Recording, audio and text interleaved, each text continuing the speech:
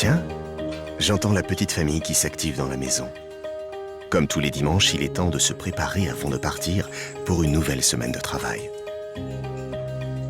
Au fait, bonjour, je me présente.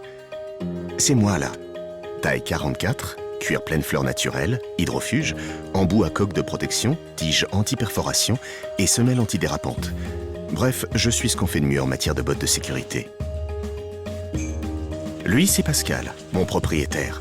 Il travaille chez Soletanche Bachy et l'on forme une sacrée équipe tous les deux. Moi, je veille à la sécurité de ses pieds et lui, il m'entretient pour que je sois opérationnel. Être une chaussure de chantier, c'est évoluer dans un monde dangereux.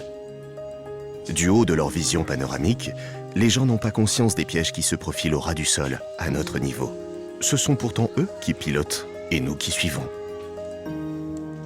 Et parfois, malheureusement, ça peut leur jouer de mauvais tours.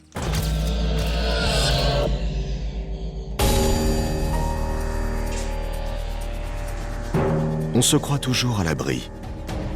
Les accidents de plein pied, ça vous dit quelque chose? Pas grand-chose. Pour Pascal et moi, ça reste un souvenir douloureux. On s'en est remis, mais ce n'est pas toujours le cas. Ils sont souvent considérés comme une fatalité et sont banalisés. Le risque est pourtant quasi permanent et les dangers sont multiples. Surtout, ne jamais les ignorer ou les sous-estimer. On doit aussi faire attention aux autres, parce qu'à cause de notre propre négligence, ce sont eux qui peuvent trinquer. Et les blessures ne sont pas toujours anodines. C'est parti, à nous de jouer, soyons vigilants. Bon pied, bon œil, comme je dis toujours. À moi de marcher du bon pied, à lui d'ouvrir le bon œil. Rien ne sert de courir, surtout quand on descend une échelle. Pour 3 petites secondes de gagner, c'est peut-être 3 semaines de perdu pour cause d'immobilisation.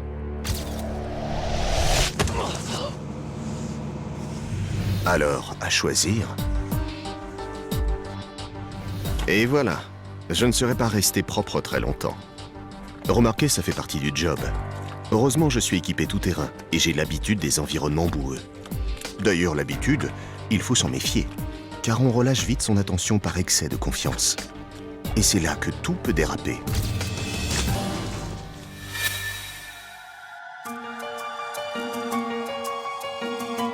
Se déplacer sur un chantier, c'est un vrai parcours du combattant.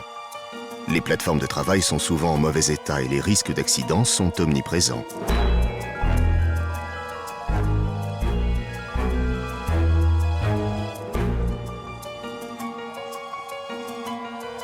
Un vrai champ de mine. Mais moi, on me la fait pas. Je regarde où je mets les pieds. Un trou ou un avant-trou doit toujours être protégé.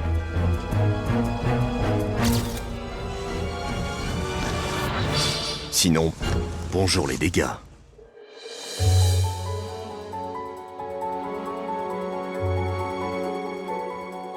Pour rejoindre ce poste de travail, ça sent la catastrophe.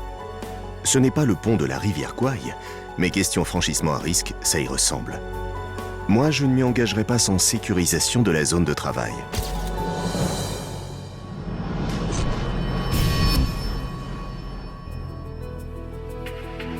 Quand je vous disais qu'on s'aventurait en territoire hostile, regardez ces tentacules qui sortent de partout. On a vite fait de se faire attraper une jambe au passage ou de glisser sur un flexible. Et si on n'a pas les yeux en bas pour surveiller, c'est le vol plané assuré. Il y a du trafic par ici. Si je n'ai pas envie de me transformer en palme, j'ai intérêt à garer mes orteils. Tiens, c'est Thierry à la manœuvre. Il a raison d'emprunter le marchepied. J'en connais d'autres qui n'en auraient pas pris la peine. Au risque de le regretter amèrement.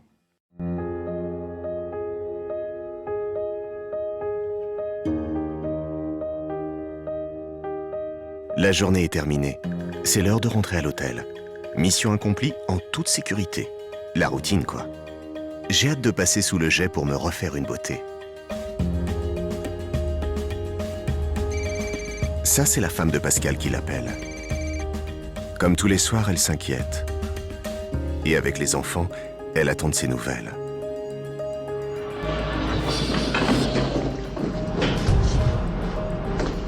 Mais parfois, la santé ou la vie ne tiennent qu'à un fil,